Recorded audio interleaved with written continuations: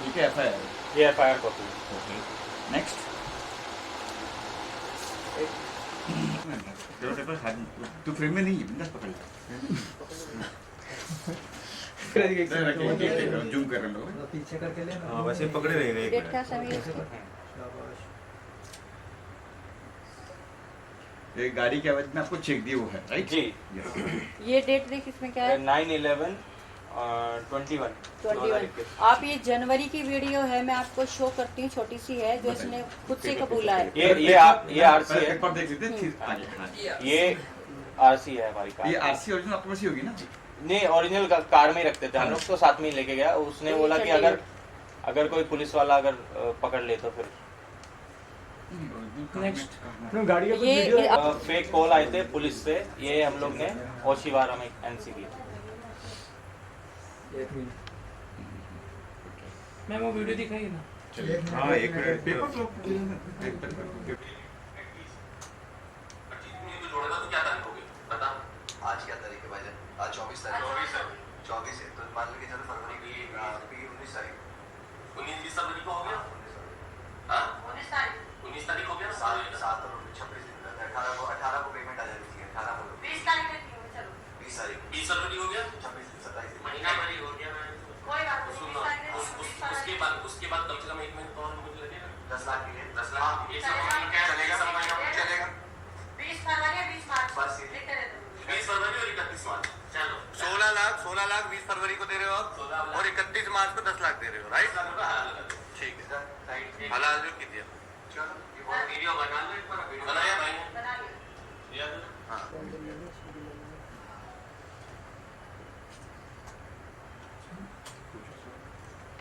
नहीं मत पूछो, हो गया बस हुआ।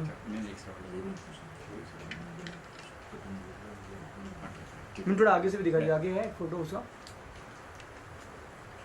फ्रंट वाला फ्रंट वाला भी है। ये थैंक यू।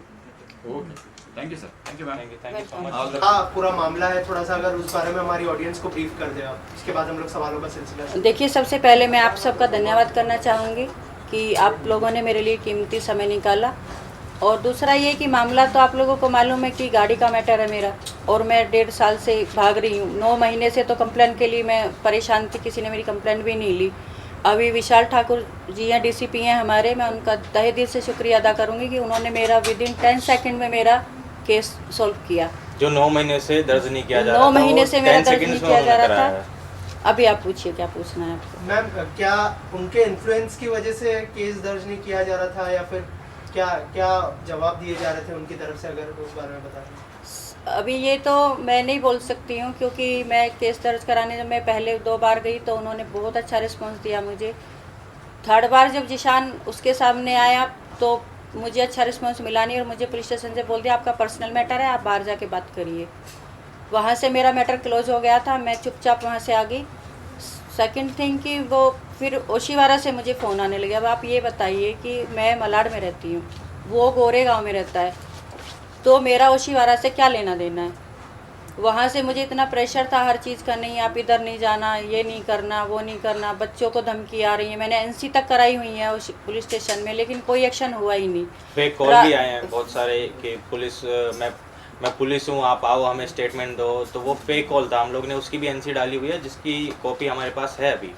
तो फेक कॉल भी उन्होंने बहुत कराई है हमारे, और धमकी दिलवाई है अलग अलग फ़ोन कॉल करके। नए नए नंबरों से फ़ोन आते हैं, धमकियाँ आ रही हैं कि आपको उठवा लेंगे, ये करवा लेंगे, ये कर देंगे। रिकॉर्डिंग अभी रिकॉर्डिंग सारी रिकॉर्डिंग है, सारी मैं पेपर है, आपको सारे एक प्रूफ है। छोटी सी रिकॉर्डिंग सुना देती हूँ जो अपने माननीय अमर पाटिल साहब हैं, आप उनका सुन लीजिएगा, फिर मैं उसके बाद बात करूँगी। सुना दे। बूम के पास करिएगा।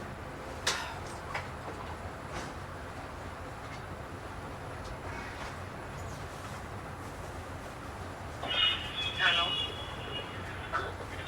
हाँ सर बोलिए, शालिनी बोल रही हूँ। और मैडम उनके घर में कौन समीर राम कौन रहते थे? किसके घर में? तुम्हारा नाम क्या भाई? देखो तुम्हारा नाम क्या है भाई? जिशान। ये अमर पाटिल साहब है। सर ये तो 10 दिन पहले समीर और उसके ये बंद कर अभी। क्या हुआ?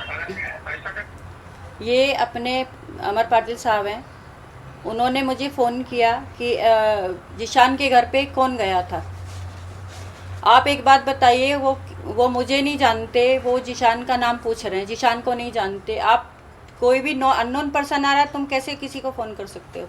हमें डायरेक्ट कोई फोन कर दिया और सकता वो है उनके क्या? पास जाके बैठे और वो उनको जानते नहीं, ऐसा किसी हमें का नाम दिखा रहे मालूम हो। नहीं है आपको। आज मैं आपसे फर्स्ट टाइम मिल रही हूँ। अगर मैं आपको बोलती हूँ कि आप इस बंदे को फ़ोन कर दो, क्या आप फ़ोन करेंगे? आप मुझे नहीं जानते, आप सामने वाले को नहीं जानते, आप कैसे किसी को फ़ोन कर सकते हो? जी मैं आगे सुनाता हूँ। उन्होंने 8 बजे मुझे रात को पुलिस स्टेशन बुलाया। 8 बजे बोलते जिशान मेरे पास बैठा। मैंने बोला सर इसका मैटर ख़त्म करो, मुझे लफड़ा नहीं चाहिए। अगर जिशान आपके पास आया तो ये मैटर यहीं ख़त्म कर दो। उन्होंने क्या बोला कि ठीक है आप आ जाओ। 8 बजे रात को मुझे पुलिस स्टेशन बुलाया और मैं जैसे ही वहाँ गई उन्होंने उसको निकाल दिया वहाँ से। जबकि लेडीज को तो आप इतना बताइए लेट ये बुलाते क्या है? नहीं है, और अगर बुलाते तो कुछ बड़ा उन्होंने जुर्म किया होगा तो इसलिए बुलाते हैं। अगर नॉर्मली ऐसे लेडीज को 8 बजे के बाद बुलाते नहीं, ये रूल है, वो सबको मालूम है हम लोग को। अभी इसमें आप बताइए। अब ये हैरेसमेंट नहीं है तो क्या है, आप ही सोच सकते हैं। I am Better। Single mother, मेरे 2 बच्चों के साथ मैं यहाँ पे रहती हूँ। कल मेरे बच्चों के साथ या मेरे साथ कुछ होता है तो फिर मैं क्या करूँगी? इसको मेरे जिम्मेदार बच्चों कौन से या होगा? मेरी जान से बढ़ के तो मेरे लिए गाड़ी नहीं है ना।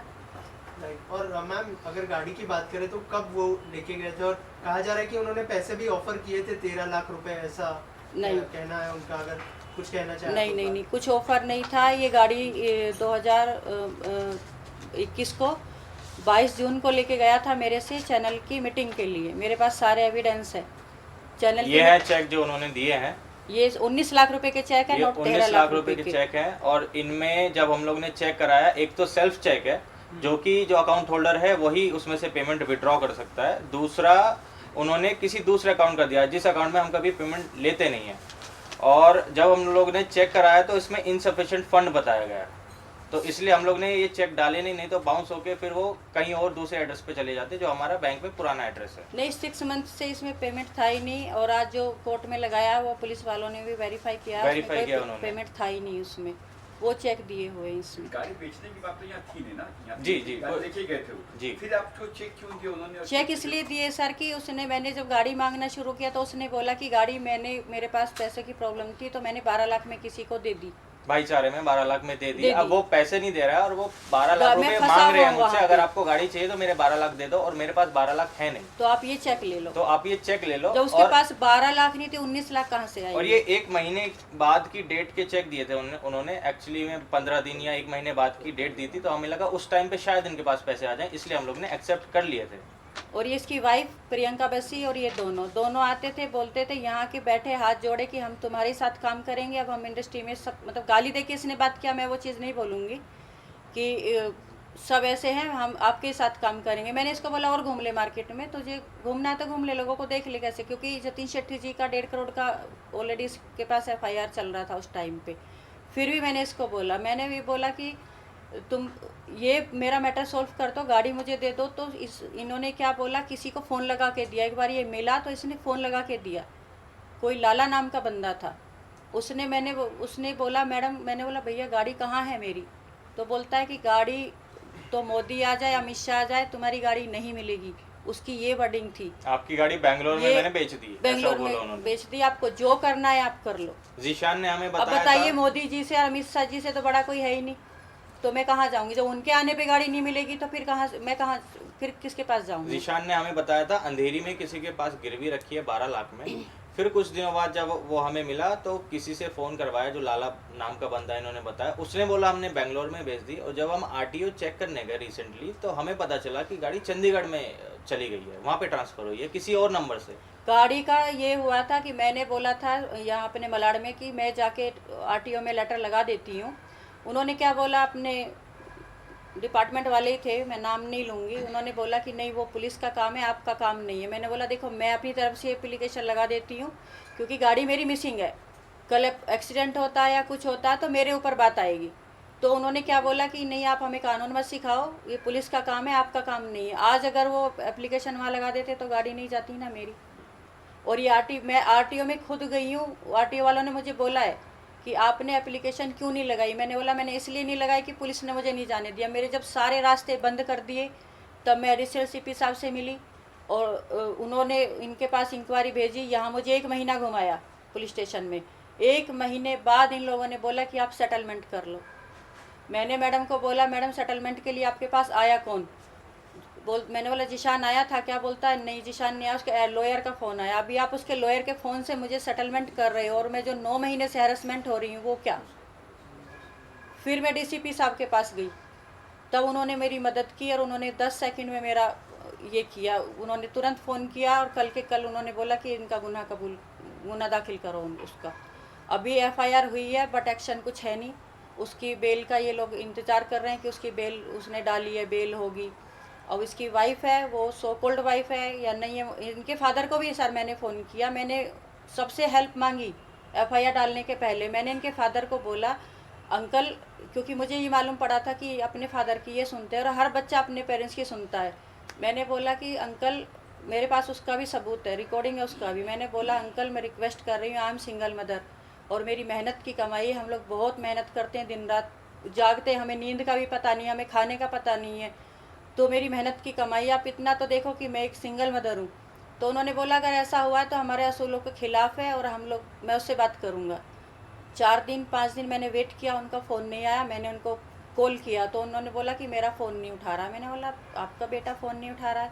मैंने बोला कोई बात नहीं अंकल, बात हो जाए तो आप मुझे बता देना। बोलते फिर मैंने 4 दिन बाद कॉल किया, बोलता नहीं मेरा फ़ोन नहीं उठा रहा है। मैंने बोला अंकल फ़ोन नहीं उठा रहा तो उसकी वाइफ को कॉल कर लो। बोलता अरे उसका शादी नहीं हुआ है, तुम क्या वाइफ बोलती हो?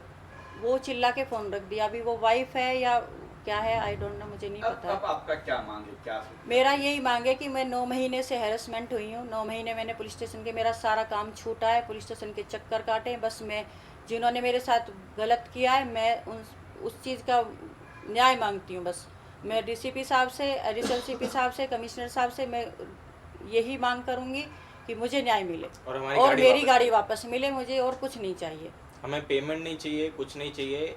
एक 1.5 साल पहले हमने गाड़ी दी थी जो उस टाइम पे 22 लाख की थी। अगर अब 19 लाख की 18 लाख की भी होगी, हमें कोई टेंशन नहीं है, हम वो कर लेंगे फॉरफिट। बट अभी हमारी सिर्फ कार चाहिए और कुछ नहीं चाहिए। ये लोग हमें अलग अलग लोग से फ़ोन कराते हैं, अलग अलग अप्रोच करते हैं कि इनको बोलो सेटलमेंट कर लो, सेटलमेंट कर लो, सेटलमेंट कर लो, लेकिन हमें सिर्फ कार चाहिए। अगर सेटलमेंट करना है तो हमें हमारी कार दे दो, हमें कोई इशू नहीं है किसी से, ना हमें कभी एफआईआर डालनी थी, ना हमें कुछ करना है, हमें सिर्फ कार चाहिए। हमारी कार ली थी आपने, आप वापस दे दो, सिंपल। डीसीपी साहब के पास तो मैं इसलिए गई ना क्योंकि मुझे और मेरे बच्चों को मारने की धमकी दी जा रही थी। मैंने बहुत परेशानी में अपने बच्चे पाले। मैं 4 जोड़ी कपड़े लेके मुंबई में आई थी और हम लोगों ने मेहनत कर करके, लाइजनिंग कर करके, ये सब कर करके अपना बनाया है सब कुछ। अगर आज मेरे बच्चे ही नहीं रहेंगे तो मैं क्या करूँगी? मेरे बच्चों से बढ़ के तो मेरे लिए कुछ भी नहीं है ना। मैंने फिर डीसीपी साहब से मदद मांगी और उन्होंने मेरी मदद की और उसके लिए मैं तहे दिल से शुक्रिया करती हूँ। लेकिन जो मेरी एप्लीकेशन थी उस पर एफआईआर नहीं हुई है मेरी। तो इस बीच में कभी जिशान का या फिर उनके वकील आपको कॉल आया? नहीं, मुझे कॉल नहीं आया। वो कोई बोगस पुलिस वाला बन के कि मैं ओशिवारा से बोला, उसका भी रिकॉर्डिंग है। आपने कभी ट्राई की उनसे कांटेक्ट नहीं, करने वो की? तो अमर पाटिल साहब ने बोल दिया ना कि नहीं उसके घर नहीं जाने का, उससे बात नहीं करने का, कानून करेगा। मैंने बोला सर आप सेटलमेंट करा दो, तो बोलते मैं कानून थोड़ी हूँ। अगर आप कानून नहीं तो फिर मैं किसके पास जाऊँगा? और आप हमें क्यों फ़ोन कर रहे हो? फिर कानून नहीं तो किस अधिकार से कर रहे हो ना? आप ये प्रेस कॉन्फ्रेंस देखने के बाद उनके वकील का या जिशान जी का फोन आता तो आपका फर्स्ट स्टेप क्या रहेगा? सर अभी तो पुलिस है ना, कानून है, मैंने तो उनसे मदद मांगी है। मैं इनसे कुछ नहीं चाहती, मैं गाड़ी चाहती हूँ, उनसे मेरा कुछ वो नहीं है। मेरी गाड़ी मुझे मिल जाए, मुझे इंसाफ मिल जाए, मैं बस इतनी हाथ जोड़ के रिक्वेस्ट करूँगी। क्योंकि मुझे किसी से दुश्मनी लेनी नहीं, यहाँ अपनी कोई फैमिली नहीं है। यही लोग फैमिली बनते हैं, एक यही विश्वास डेवलप होता है कि यही अपनी फैमिली। अगर इसमें विश्वासघात होगा तो आप सोचो ना, किसी अच्छे इंसान की भी हम लोग मदद नहीं कर पाएंगे।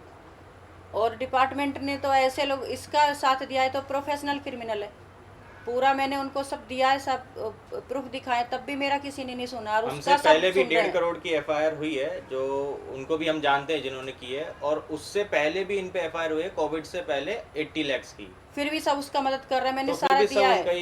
उनका ही हेल्प किए जा रहे हैं। I don't know why. आपने अपनी गाड़ी दी थी उन्हें चलाने के लिए, तो जाहिर सी बात है कि आपकी उनके साथ अच्छी बॉन्डिंग होगी जी। तो आप लोग कहाँ मिले, क्या क्या प्रोजेक्ट साथ में किए, उसके बारे में कुछ बताना चाहोगे? बॉन्डिंग, फैमिली रिलेशन बन जाते हैं ना जब आप किसी के साथ 4 से 5 साल काम करते हो, तो फैमिली रिलेशन हो जाते हैं। वो मिले थे मुझे, अंधेरी मिले थे मेरे क्लब पे, किसी ने मिलाया था उनको, तो मैंने भी देखा उनका प्रोफाइल। आजकल क्या हम किसी को जानना चाहते हैं तो गूगल पे उस पर हम लोग चेक करते हैं कि बंदा कौन है, तो अच्छा रिस्पॉन्स था। तो टैलेंटेड बंदा है, ऐसा नहीं, मैं आज भी बोलूँगी वो टैलेंटेड है। ये नहीं बोलूँगी कि उसने किया, अब क्या कर रहा है क्या नहीं कर रहा है वो मुझे नहीं पता है। तो हमने सोचा चलो आया है बंदा, साथ में काम कर लेते। काम तो अब इंडस्ट्री में हम लोग तो काम तो करना ही है ना, किसी के साथ तो करना ही था ना। हमारे गांव से तो कोई आएगा नहीं कि हम उसके साथ काम करेंगे। काम किया, साथ में अच्छी बॉन्डिंग थी, ऑफिस पे आना जाना, घर पे आना जाना, खाना लंच डिनर साथ में। उसकी वाइफ हमेशा प्रियंका साथ में रहती थी, इतनी अच्छी बॉन्डिंग हो गई थी। तो मतलब शक की तो गुंजाइश ही नहीं थी वहाँ पे। जब एक फैमिली बन जाती तो उसमें शक कहाँ से आता है? या फिर आप रिलेशन मत रखो किसी से, अगर शक बीच में आता है तो फिर वहाँ आप विश्वास नहीं कर सकते, रिलेशन नहीं हो पाता वो। और प्रोजेक्ट्स के बारे में जो आप दोनों ने साथ में किए? प्रोजेक्ट हम लोग मिले थे क्राइम पेट्रोल के लिए, वो हमने साथ में किया। उसके बाद हमने एक हलाल एरोज नाव पे मूवी की थी। उसके बाद एक और डॉक्टर डॉन ये कर रहा था, तो उसमें भी इसने चीटिंग किया मेरे साथ। बट मैंने बोला ठीक है कोई बात नहीं, कर ले, तुझे जिसके साथ काम करना है कर ले। वो भी छोड़ दिया। फिर दोबारा घूम घाम के आया यहाँ पे मेरे पास। तो समीर बोला मम्मी देख लो ना, हो सकता है दिमाग चेंज हो गया होगा, तब ये गाड़ी लेके गया है। अब ये कौन से माइंड से आया है, क्या इसने किया है पूरा पुलिस अपने। इसने मुझे एक बात और बोली थी बीच में, जब मैं मिली थी इसको, मैंने बोला था गाड़ी कहाँ है, जब से लाला से बात करे तो बोलता जाओ अमर पाटिल साहब के पास गाड़ी है, ले लो वहाँ से। तो मुझे बहुत गुस्सा आया कि आप बताओ मैंने गाड़ी तुमको दी कि अमर पाटिल को दी है। और हमको धमकी देते हैं कि तुझे मिलना है ना, ठीक है मैं अमर पाटिल साहब के हमारे घर पे लेके आता अमर पाटिल, और अगर मेरे घर पे नहीं आ सकता तो मैं तेरे घर पे लेके आता हूँ। मैंने अमर तुझे पाटिल बहुत शौक है मेरे से मिलने का। अमर पाटिल साहब को भी मैंने मैसेज डाले, मिली जिशान कादरी पे बहुत मेहरबान हो रहे सर, आप क्या बात है। तो मुझे कुछ वो नहीं था। फिर मैंने मिलके भी बोला उनको सर आप क्रिमिनल का साथ दे रहे हो, मेरा तो देखो। और ओशीवारा में घसीटा जा रहा है मुझे बार बार, क्योंकि वहाँ उसकी पहचान थी। मेरे पास ये भी रिकॉर्डिंग है कि अमर पाटिल साहब ने ये बोला है, जिशान को सामने ही बैठा था, फ़ोन पे बात हुई थी हमारी। उसने ये पाटिल साहब ने ये भी बोला कि आज के बाद इनको मेरा नाम लेके फ़ोन मत करना। मतलब उसने किए हैं, ये उसका प्रूफ है कि उसने हमें कराए हैं। तो उन्होंने बोला आज के बाद मेरा नाम लेके तो फ़ोन नहीं करेगा इनको, कि मैं पाटिल साहब को मिलाता हूँ, ये कराता वो कराता हूँ। तो जैसा कि आपने बताया 9 महीने से आप पुलिस स्टेशन दौड़ रही थी, तो ये एक तरह का पुलिस पे पड़ रहा दबाव है जो आपको साथ नहीं दे रहा था? जी बोल सकते हैं कि पुलिस पे दबाव, मैं क्या बोलूँ, आप पुलिस पे दबाव पड़ा होगा किसी न किसी तरीके से, जो हमारी एफआईआर नहीं ली गई, जो कि एक चोरी का केस बनता है, जो एक हैरेसमेंट का केस बनता है। बहुत सारी धाराएं लग सकती हैं, मुझे उसका नॉलेज नहीं है। तो अभी तक अगर 9 महीने तक हम लोग ने एफआईआर दर्ज नहीं हुई है तो कहीं ना कहीं कुछ ना कुछ तो प्रेशर होगा उन पर। और इसने ओशीवारा में कुछ, मुझे अभी 10 से 15 दिन पहले बुलाया था ओशीवारा में। वहाँ पे इसने एक एनसी करके रखी है कि इसके अंडरवर्ल्ड से इसके कॉन्टैक्ट्स हैं, इसके पॉलिटिशियन से कॉन्टैक्ट हैं इसके, और ये मुझे ये रेप केस में फंसाएगी, मुझे ये करेगी। अगर मेरे अंडरवर्ल्ड से कॉन्टैक्ट होते तो क्या मुझे 9 महीने लगते एफआईआर कराने में? क्या पुलिस वाले सुनते नहीं? मेरा तो 9 सेकंड का काम था अगर मेरे पॉलिटिशियन से और अंडरवर्ल्ड से मेरे कांटेक्ट होते। मतलब इसने क्या नहीं किया अपनी तरफ से, इसने पूरा ऐसा करके रखा है, मुझे डब्बे में बंद करके रख दिया। तो बीच में ये औरतें क्या कर सकती जब हम इनसे पैसे मांगते थे फ़ोन कर करके, तो उसके चक्कर में इन्होंने एफआईआर डाली, सॉरी एप्लीकेशन डाली थी कि ये मुझे परेशान कर रहे हैं और पैसे मांग रहे हैं, जबकि मैंने इनको पैसे दे दिए हैं। तो जिसका कोई रिकॉर्ड नहीं है, किसी को कुछ पता नहीं किसने क्या दिया, लेकिन फिर भी उसका एप्लीकेशन एक्सेप्ट कर लिया गया था, क्योंकि अमर पाटिल साहब वहाँ पे बैठे थे, इसलिए वो एक्सेप्ट हुआ है। और उसका कोई रीज़न नहीं है। और उन्होंने डाला है हरासमेंट कर रहे हैं, मुझसे पैसे मांग रहे हैं, जबकि मैंने उनको पैसे दे दिए और उनकी तरफ से हमें कुछ नहीं आया। तो ये एप्लीकेशन भी मेरे हिसाब से कुछ है नहीं उसमें। और उसमें पता नहीं कितनी सारी धाराएं लगाई हैं कि अगर मुझे कुछ हो गया तो ये लोग जिम्मेदार हैं, और क्या बोलते हैं। अब लोगों में कौन आता है? मैं और मेरे 2 बच्चे, हम लोग क्या कर सकते हैं? एक औरत जो 4 जोड़ी कपड़े मुंबई में लेके आती है वो क्या कर सकती है? मैं फैमिली लेके बैठी हूँ, मैं तो फैमिली के लिए तो मुझे वो रहना पड़ेगा ना। मैं यहाँ काम करने आई हूँ कि मैं यहाँ लोगों के मर्डर करने या गुंडागर्दी करने आई हूँ? जब एक सवाल मेरा ये भी है कि बहुत लंबा प्रोसेस चला गया है अभी जो केस है वो फिलहाल क्या ओशीवारा में ही है या फिर मलाड में आपने शिफ्ट किया है, और अभी क्या चीज़ें आप कर रही है, और क्या फिल्म से जुड़े हुए जो लोग हैं वो आपकी किसी तरह से मदद कर रहे हैं या आपके है ना फेडरेशन के? नहीं, मेरा केस मलाड में है, क्योंकि मैं विशाल ठाकुर जी के पास गई थी, तो मेरा जो थाना है मलाड लगता है, मैं मलाड में मेरा केस है।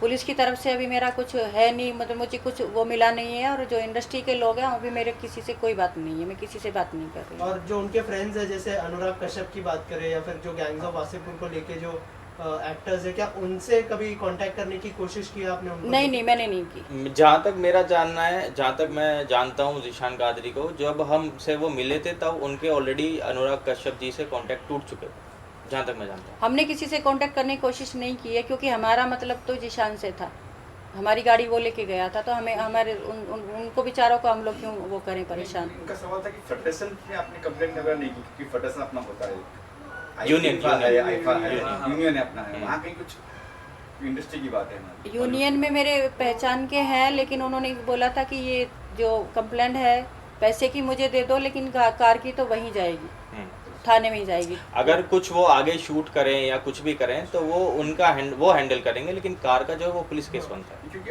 आज आपसे किया है, कल किसी और से भी कर सकते हो जी, हमसे पहले भी किया हुआ है उन्होंने। हाँ जी जी। इसलिए फेडरेशन वगैरह का अपनी कंप्लेंट वगैरह की अभी कम से कम 50 लोग तो मेरे मतलब बात किया है कि हमारे पैसे हैं, हमारे 50 लोगों के तो मुझे बात हो चुकी है।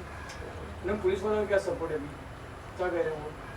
अभी तो कोई सपोर्ट है नहीं, बट FIR हुई है, अभी देखो क्या होता है। गाड़ी कब तक मिलेगा कुछ क्लियर नहीं है, जो भी है अभी स्टार्ट ही हुआ है। कल गजरे साहब ने मुझे बुलाया था, तो मैंने उनको बोला सर आगे क्या, तो उन्होंने बोला कि अभी देखते हैं, उसने एंटीसिपेटरी बेल के लिए डाला हुआ है, उसके बाद देखते हैं क्या होता है, बस इतनी बात हुई। जिन लोगों के पैसे हैं उसके ऊपर और भी कादरी के ऊपर, तो उन लोगों ने आपको सपोर्ट करने की कोशिश नहीं, मुझे सपोर्ट देखो उनका मैटर है, वो जाने जी। कुछ लोग हैं बस मेरी नॉलेज में है, वो लोग नहीं आना चाहते सामने, वो सामने नहीं आना चाहते। कुछ लोग सामने। हैं जो हमारे सपोर्ट में खड़े हैं अभी, और कुछ लोग हैं जो दूर दूर से हैं, बट हाँ सपोर्ट में तो हैं कुछ लोग। Thank you so much.